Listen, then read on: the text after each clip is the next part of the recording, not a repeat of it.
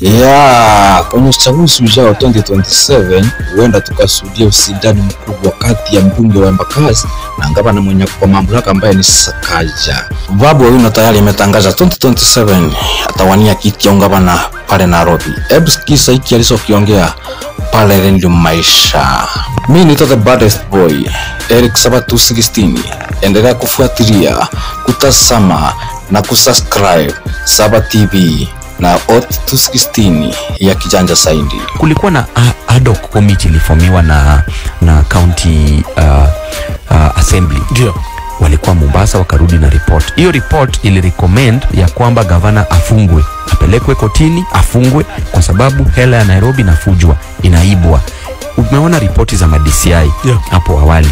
Ripoti za DCI ilikuwa inasema ya kwamba governor ako under investigation na EACC inafaa wamshike wakati wowote. Ndio ilifanya sasa governor asonge karibu na baba. Ndio ilifanya governor asonge karibu na Ruto. Ili asiweze kushikwa. Ili aokolewe. Ma MCAs venye waliona ya kwamba huyu jamaa ako na protection ya rais na protection ya baba, walifanya nini? Walileta impeachment motion. Wakasema kama hizi pelekwa kotini, wacha tumuimpeach. Grounds za impeachment ya kwanza ilikuwa ufisadi, ilikuwa kuiba mali ya wana Nairobi. MCAs wenyewe walikuwa nasema. Ground ya pili ilikuwa lack of touch na wananchi wa Kenya, wana Nairobi. Ground ya tatu ilikuwa lack of development Nairobi. Ground ya 4 ilikuwa ya kwamba gavana ajielewi, mlevi, madawa ya kulevya. Gavana ajui mchana na usiku imefika ama haijafika, analala 24/7, haendangi ofisi. Uliza hata huko City Hall kama alikuwa naenda ofisi, akifanya meeting moja ya CECs anapost the 68th meeting. 68th meeting ndani ya uwizi ya kuiba mali ya Wakenya. Wacha nikwambie kitu ndugu yangu. Umejua umelala njaa Rio, mimi nakujua penye umetoka kwa familia ya kina Yai. Mimi mwenyewe nimetoka kwa familia ya umaskini. Sugar boy, wewe mwenyewe umetoka kwenye mitaa, umeona changamoto ya umaskini, umeona shida. Mimi kama Babu Owino, ukiniambia siku ya leo ya kwamba unalala njaa, nishahisi njaa, nishalala njaa, najua kulala njaa ni nini.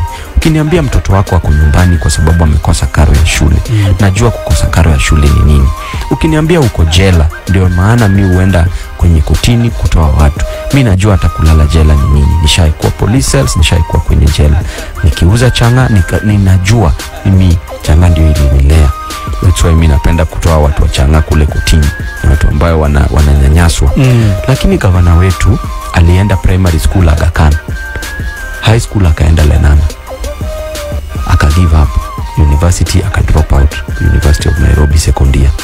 Huyu mtu ajaye lala njaa, ajaye fukuzwa school fee, ajaye ona shida, ajui shida ni nini. Ukimwambia unalala njaa, ajaye hisi njaa, ajaye lala njaa, yeye anajua tu kushiba.